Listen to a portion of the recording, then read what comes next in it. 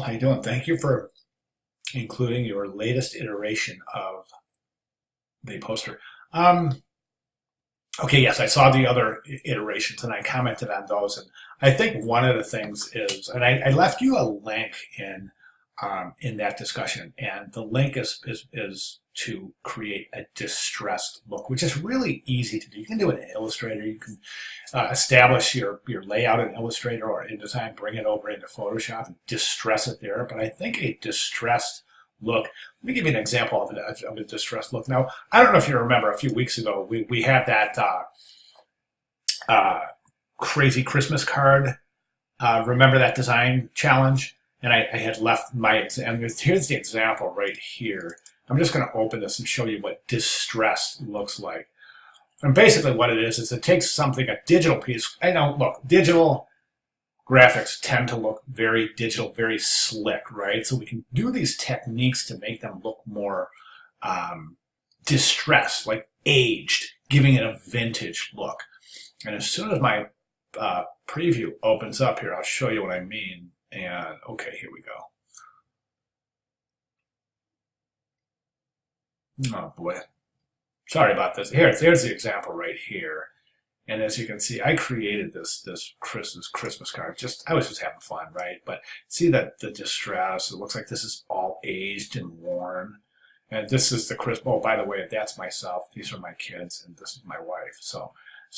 But the point I'm trying to make is that it's distressed, so it looks like it's been worn. It's definitely got a vintage look to it, right? And that link I left you shows you how to do that. Just one technique. There's 1,000 different techniques, but you can really add a distressed feel here. Okay.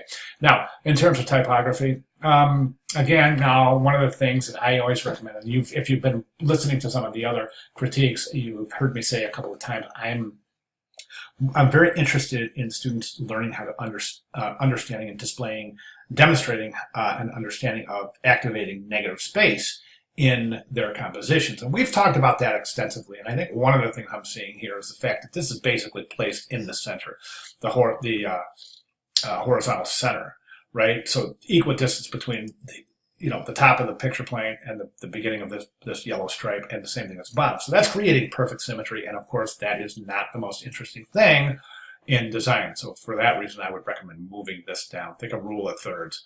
Okay, move it down to somewhere right around there. Okay, now the next thing is typography. So I'm seeing a bold typeface. I'm seeing two sans serif typefaces, one bold and one not. However, they are both presented in all caps.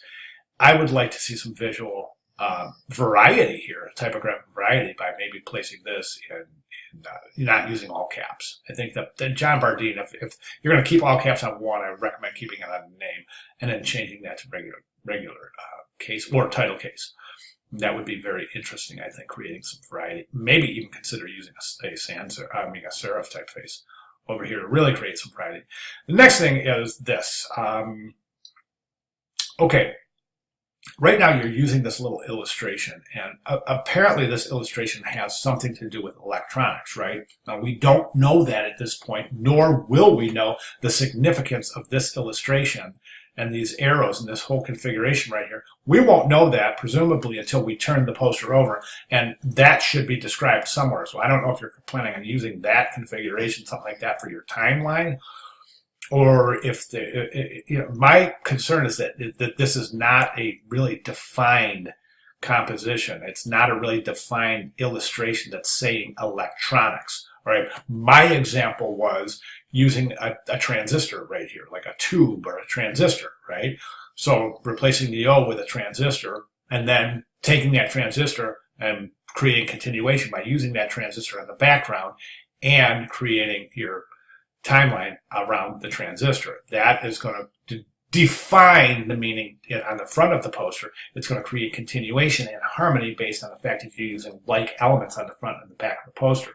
Now, if you want to use this, somehow we need to know what that is. I mean, what does this have to do with the font? I mean, using the transistor or the tube or the whatever it's called, we all know what that is. We all know that's an electronic part, so there's an immediate connection between the father of modern electronics and that little tube or that little transistor. Do you see what I'm saying? Right now, there's no apparent connection, because this is a kind of a, I mean, Joe average viewer is not going to know what this means. I hope that makes sense. Now, again, you don't have to define anything. I don't know if you plan on taking that and using it on the back of your poster. That would make sense, okay? But I'm just a little bit concerned that this is not a recognizable little illustration with the lines and the arrows.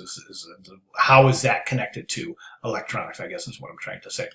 If you do use this configuration, I would recommend trying to thicken the stroke of that circle right there to get it a little bit closer to the stroke width of the actual bold letter, all cap letter forms from John Pardine.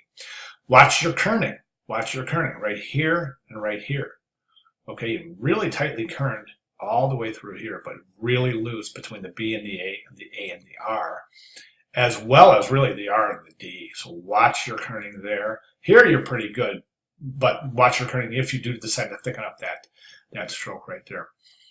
My final comment is that this, okay, apparently you're using a grid, right? But right now, it seems like the T is not alignment. If this is a grid right here, well, whether it is or it isn't, you're so close to having that T aligned with the H, you might as well just pull it over. Because right now, that's a little hiccup right there.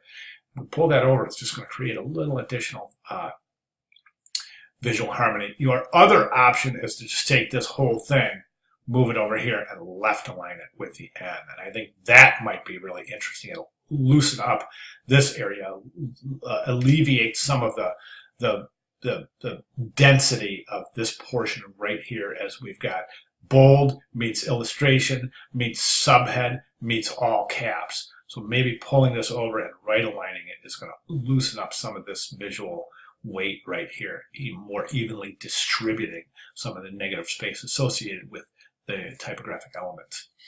Okay, so that's where I'm at. I